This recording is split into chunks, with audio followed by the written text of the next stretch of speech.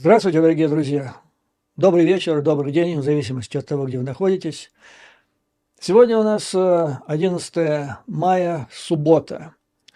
И в начале этого выпуска я хотел бы сделать короткое организационное сообщение. С завтрашнего дня я отправляюсь в деловую поездку и буду отсутствовать примерно неделю. Она была запланирована раньше, отменить ее было невозможно, даже в связи вот с теми срочными событиями, которые произошли в последнее время на полях сражений в Украине. Но, учитывая современные средства связи, быть где-то далеко не значит не быть на связи. Поэтому, если что-то важное произойдет, я обязательно выйду с вами на связь. Я подготовил также заранее несколько материалов такого обзорного характера, ну и попрошу своего сына их развесить. То есть это такие полезные материалы, которые нужно знать, потому что вечно, вот сколько не говоришь о них, все равно рано или поздно появляется очередная группа зрителей, которые опять задают 1001 вопрос на ту же тему. Вот, так что я с вами попрощаюсь на короткий период времени завтрашнего дня, но там вскоре встретимся. Теперь главное событие Харьков. Город, в котором я родился, в котором служил мой отец в 50-е годы в одном из подразделений военно-воздушных сил. Но в этом Харькове я прожил всего первые 3 месяца своей жизни. И потом, через много лет, приехал туда, когда учился в университете в качестве переводчика с французской делегацией. Ну, это так, просто ностальгия, просто воспоминания о родине. Ну, вы знаете, что враг совершил операцию, серьезную операцию с целью прорыва в Харьков. Ну, оценка, так сказать, всей совокупности этой информации здесь, среди местных специалистов Соединенных Штатов Америки, была неоднозначной. Ну, например, один из руководителей, вернее, он руководитель группы по России и по геопространственной разведке в Институте изучения войны. Известное это заведение многим в Украине. Джордж Баррос его зовут. Так вот, он, значит, считает, что это была или силовая разведка, то есть это не просто была какая-то мелкая операция, имеющая целью там пощекотать нервы или что-то там показать. Это уже была силовая операция, причем крупная. Что такое силовая операция? В понимании американских аналитиков это крупные маневры, направленные на получение информации о позициях противника. Это первый вариант. А второй – это плохо проведенная комбинированная атака. Вот комбинированная атака – это, по оценкам американцев, это было главное, что должно было произойти в ходе украинского контрнаступления. Вот эта глобальная комбинированная атака, которая осуществляется большими соединениями, то есть свыше бригады. И вот как-то так это все не получилось во время контрнаступления по разным причинам. Но, значит, это плохие новости. Но хорошие новости состоят в том, что так называемая вторая армия мира, которая тренировалась к агрессии против Украины, она тоже так и не освоила проведение комбинированных операций. Вот на этот раз один из вариантов. Она попыталась провести, но не получилось. Комбинированная операция должна была включать силы боя бригады. Они должны были включать артиллерию, пехоту, возможно, авиацию, там, другие виды вооруженных сил.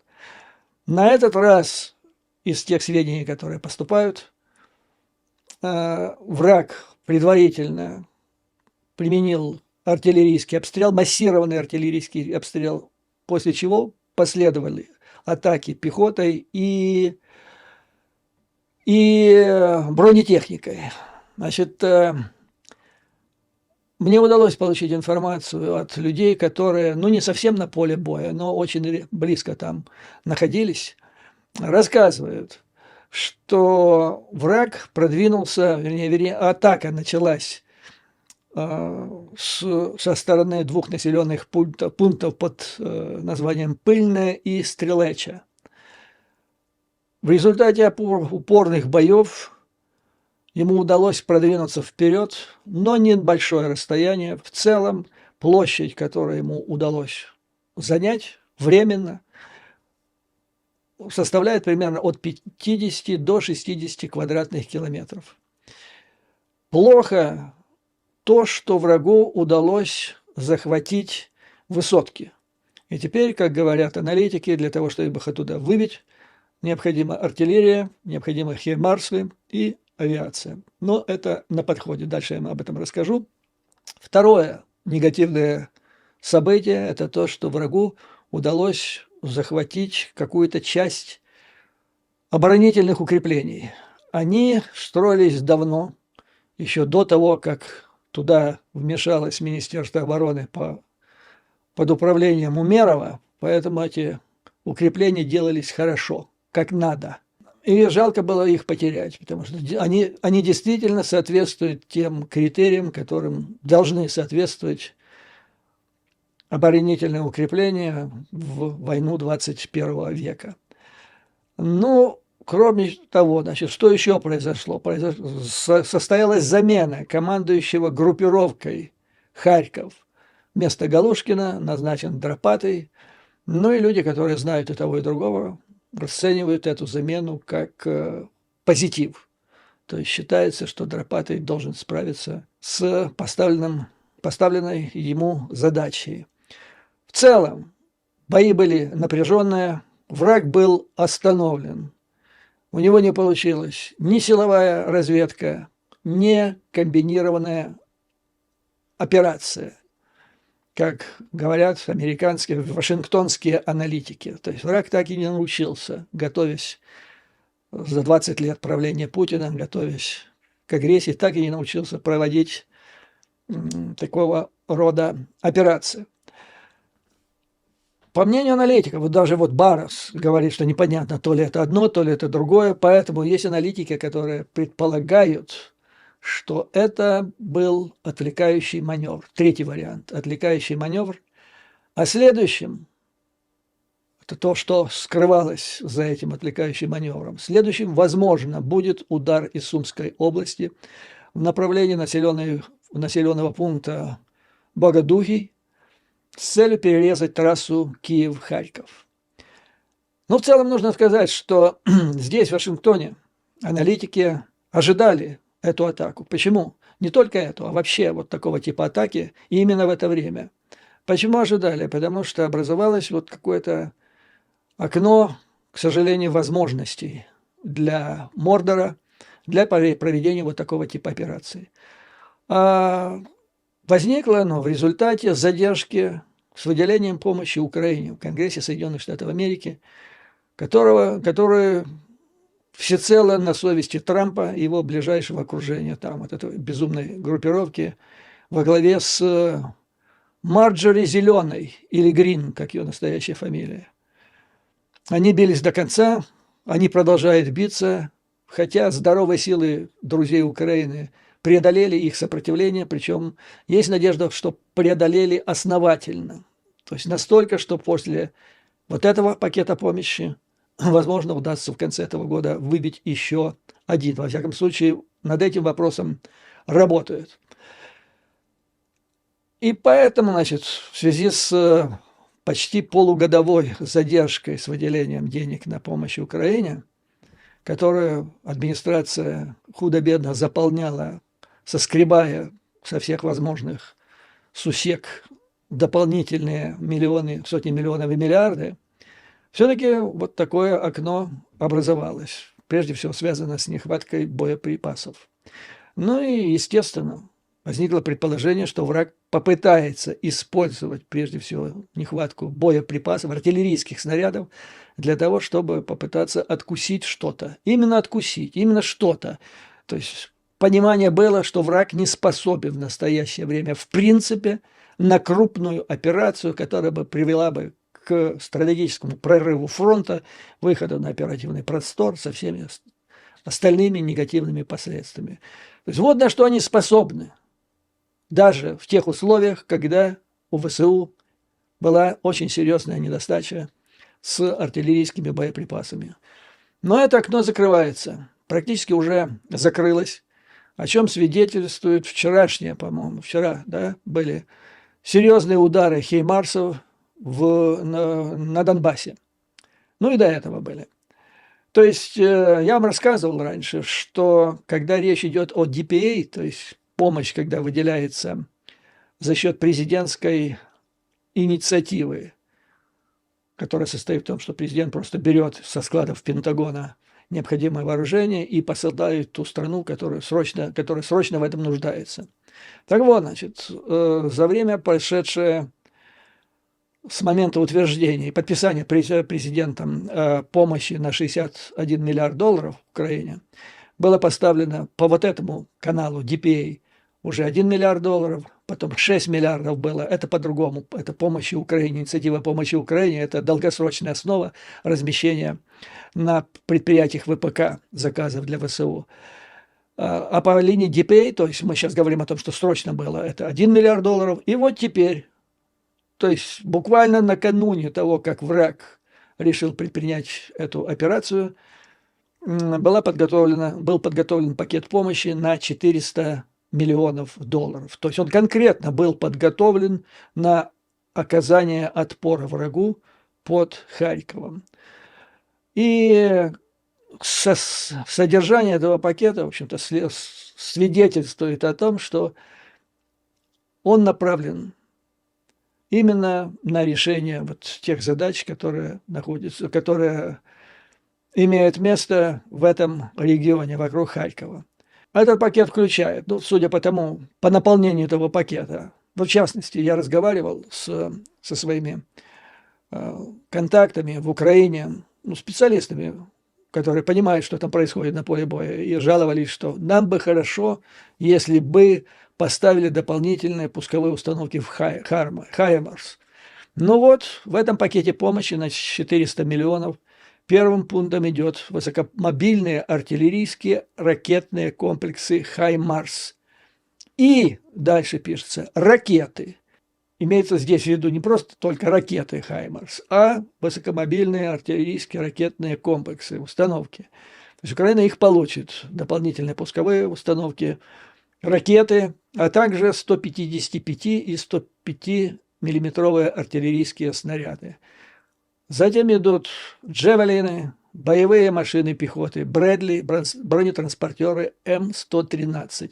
Вот нужно еще сказать, мне сообщили из Харькова, что очень хорошо в некоторых местах на подступах к Харькову были сооружены минные поля.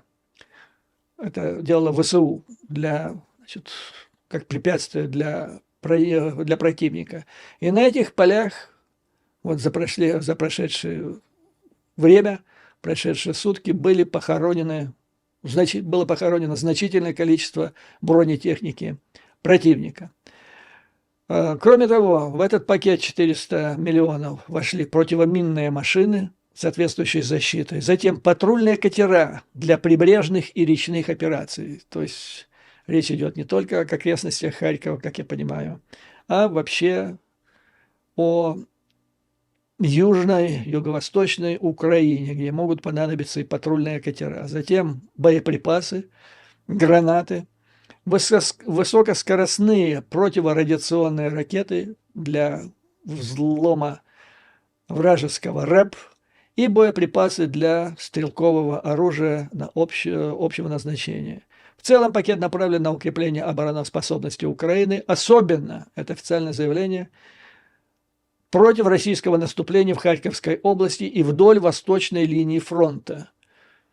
В нем использованы существующие запасы США для быстрой доставки в соответствии с президентскими полномочиями. Вот это то, что я говорю, DPA, полномочия президента DPA. А теперь вот как-то надо будет вам рассказать, потому что по-прежнему существует какая-то путаница, откуда какие средства, и где, когда, чего остается. Так вот этот DPA, я вам сейчас расскажу кратко, оно никоим образом не включается в закон о помощи Украине в размере 61 миллиарда долларов. DPA – это право президента, и объем этой помощи определяется законом о иностранных военных поставках, 1961 года. И в настоящее время лимит президента на осуществление этих поставок составляет 14,5 миллиардов. Это не значит, что они все для Украины. Из этих 14,5 срочная помощь может быть оказана любой стране мира. Израилю, там, Тайваню и так далее. Но ситуация такая. Если президент оттуда берет по линии DPA вот эти 14,5 миллиардов, то на основании другого закона, вот, допустим, того же закона о помощи Украине, 61 миллиард, оттуда должна быть взята примерно такая же сумма, на которой предприятие ВПК США изготовит аналогичное количество оружия, которое было изъято на основании закона о DPA, и положат их, вернут их обратно, с тем, чтобы потом опять можно было их взять. И вот, если вы помните, в свое время возник казус, который долго мучил всех и вызывал там многочисленные месячные споры. Как, вот, помните, была история, у Белого дома, то есть у Пентагона оставалось 6 миллиардов, потом они уменьшились до 4,5, но они не могли их потратить почему-то. И там враги и это самое Трампа кремлевцы кричали, что это Байден закопал эти деньги. На самом деле по линии DPA, то есть закона о иностранных поставках 1961 года, вот в рамках этих денег, то есть общего лимита в 14,5 миллиардов, у него оставались еще 6 миллиардов, но у него ни копейки не оставалось из закона о помощи Украине, из которых можно было взять и возместить. Вот. То есть считаем, миллиард уже из DPA взят, еще теперь 400 миллионов, 1 400 000, то есть 1 400 000 000. Это взято из закона 1961 года, о котором вы даже не слышали, который сейчас даже не обсуждается. Но теперь будут взяты соответствующая сумма из закона 1961 года, то есть из пакета 61 миллиард долларов, принятый пару месяцев назад, не пару месяцев, а месяц назад, да, и таким образом будет возмещено то, что Байден, Пентагон взяли по линии PDA. Ну, как я понимаю, от источников из Украины и из Вашингтона, ВСУ остановили врага. Теперь, значит, будут предприниматься соответствующие операции для того, чтобы его выбить из тех позиций, которые он занят. Сейчас на подходе соответствующее вооружение и боеприпасы, но и окно вот это, с которого я начал, которое возникло из-за Трампа и его последователей в Конгрессе США, оно практически закрывается. То есть враг ценой огромных, чудовищных потерь так и не смог им воспользоваться. А потери были чудовищные, потому что, как сообщают американские средства массовой информации, по их подсчетам, за последнюю неделю враг потерял где-то 4500 это личного состава и десятки тысяч единиц, десятки единиц бронетехники. И эти цифры были до вот этой операции под Харьковом, где были понесены Мордором дополнительные потери. Теперь, если враг, которому не удалось использовать это окно возможностей, ему не удалось запугать, и напротив, он только вызвал большую не озабоченность, я боюсь этого слова, а большую решимость Запада все-таки предоставить нужную помощь Украине и дожать врага на поле боя. Так вот, происходит интересное событие среди союзников, европейских союзников Украины, союзников по НАТО. Как комментирует это событие или это развитие, эту тенденцию британская The Guardian, среди европейских союзников Украины растет число сторонников, которые считают необходимым посылать в Украину своих военнослужащих. То есть весь вопрос сейчас в том, как это сделать.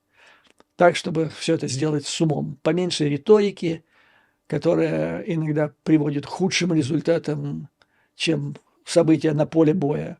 Как-то так надо сделать. Тихо, спокойно и эффективно. Речь идет о том, значит, как организовать этот процесс. И вот, значит, этот вопрос был одной из тем на недавних переговорах в Лондоне между министром иностранных дел Литвы Ландсбергисом и его визави британским лордом Камероном.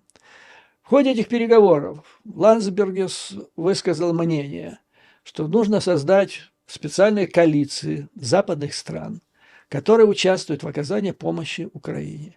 И вместо с этой технической помощью, системами вооружений, направлять в Украину, открыто направлять своих военных специалистов. Вот с этого и начать. Ну, потому что освоение техники занимает некоторое время, также занимает какое-то время обслуживание этой техники. И, как показала эта история с М-3 это может быть очень трудоемкий процесс.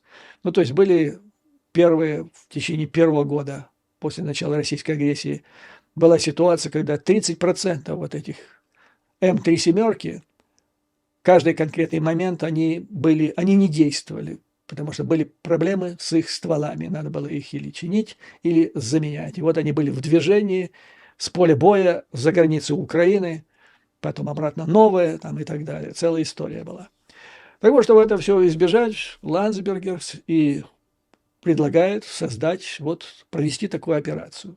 Поставляется техника, а вместе с ней военнослужащие. Это, так сказать, вот первый шаг. А потом, как это делается по традиции, я вам рассказывал об этом, неоднократно используемое Соединенными Штатами, возникает необходимость защиты чего-то на иностранной территории. Туда посылается там батальон, допустим. Через некоторое время для защиты этого батальона посылается бригада, через некоторое время для защиты бригады посылается, и там пошло-поехало. В свое время это привело к Вьетнаму, печальный опыт, но, надеюсь, американцы на нем научились и смогут организовать это с большим умом.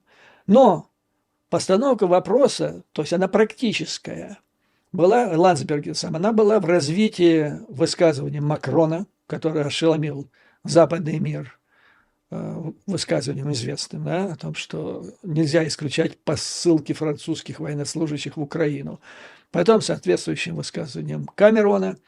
А высказывание Ландсбергиса – это, так сказать, материализация своего рода их идей. Еще литовский министр обратил особое внимание. Значит, он говорит, мы давно, еще до начала российской агрессии, тренировали, оказывали техническую помощь вооруженным силам Украины. Поэтому это не новость. Это должно, естественно, восприниматься как некое развитие. Раньше мы оказывали это на своей территории, а теперь мы оказываем это уже техническую помощь, будем оказывать на территории Украины. То есть, как он сформулировал, это должно стать первым шагом в рамках инициативы президента Макрона. Теперь интересное сообщение. Newsweek. Зачастившиеся удары украинских беспилотников по НПЗ Российской Федерации привели к неожиданному повороту событий, неожиданному эффекту. Российские работники НПЗ увольняются в массовом порядке после соответствующих атак. В частности, обращается внимание на Куйбышевский НПЗ. Это тот, который расположен в Самарской области и принадлежит крупнейшей нефтедобывающей компании России «Роснефть». После того, как в конце марта предприятие было подвергнуто атакам украинских беспилотников, началось массовое бегство оттуда сотрудников, причем прежде всего инженерно-технического персонала. То есть это самое главное, что труднее всего возместить. И вот уже в апреле месяце, сначала настояло, его вообще восстанавливали чисто технически, а потом этот завод разместил около 50 объявлений для желающих приобрести работу. И как оказалось, предприятию срочно требовались инженеры и другие сотрудники службы технической поддержки. Нечто подобное произошло на Славянском НПЗ в Краснодарском крае, который был атакован уже в прошлом месяце. Так вот, сразу вскоре после этой атаки предприятие разместило, то есть объявило о более 120 вакансиях, которые необходимо было срочно заместить. Ну и говорится, что вот в частности дошло уже до российских телеканалов. В одном из них сообщалось, что на том же Куйбышевском НПЗ бегство персонала немедленно началось прежде всего из лаборатории химического анализа. То есть среди тех людей, у которых есть мозги, которые могут найти работу где-то в другом месте. Отмечается, что уже по скромным оценкам в результате ударов беспилотников по российским НПЗ Россия потеряла примерно 14% производства нефти. Ну и есть весь смысл продолжать эту тенденцию. Вот на этом, дорогие друзья, я хотел бы завершить сегодняшний выпуск. То есть в целом ситуация, как я слышу, и с Украины, и здесь, из Вашингтона, стабилизирована. Нет никаких оснований для панических настроений, нет оснований ожидать каких-то стратегических прорывов. Окно возможностей, которое существовало теоретически, если бы Мордор мог их делать, эти стратегические прорывы, оказывается, он принципиально, в принципе, их не способен на них. Но, тем не менее, тем более, значит, окно этой возможности закрывается. Подходят новые боеприпасы, и здесь я хотел бы сделать одно замечание. Мне вот пишут, где то, где сё и так далее. Господа, вы не мне этот вопрос задавайте. Я вам докладывал. Это совершенно здесь, в Вашингтоне, официальная почти информация. Ну, донесенная по неофициальным каналам, скажем так.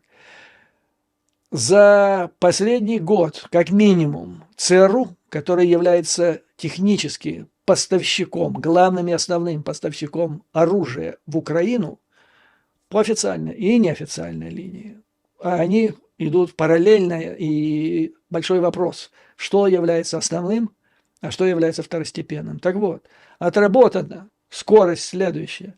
После того, как президент подписывает очередной указ, распоряжение, в течение 3 дней оружие, которое поставляется по линии DPA, президентских полномочий, брать со складов Пентагона, отправлять. Так вот, в течение 3 дней после подписи оружие уже у границ Украины.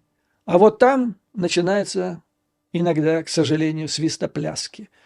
И начинается, но это иногда напоминает мне дележ добычи, определенный, в котором участвуют определенные чиновники Министерства обороны Украины, которые, я не знаю, на основании каких критериев, начинают решать, куда отправлять, в каком количестве, а куда не отправлять и как это делать. Если там коррупционная составляющая, я не знаю, но в результате вот этих размышлений доставка, та, которая, значит, заняла из Америки до границы Украины 3 дня, а границу Украины до поля боя, скажем, туда же, в Харьков, может занимать недели. И уже вскоре, так примерно через 3 месяца после того, как Резникова заменили на Умерова, я услышал, что Умеров в плане логистики еще хуже, чем Резников. То есть в плане логистики все значительно ухудшилось. Вот такая ситуация. Поэтому с вот этими вопросами, вы можете ко мне обратиться, я вам скажу, что очередная партия уже у границ Украины. А дальше спрашивайте у Умерова и спрашивайте у Ермака, который назначил этого же Умерова. И тем не менее, все это будет преодолено, так или иначе, дорогие друзья. Слава Украине и вооруженным силам. Враг будет разбит. Победа будет за нами. А вам, как всегда, выдержки, мужества и твердой веры в нашу неизбежную победу. До скорой встречи!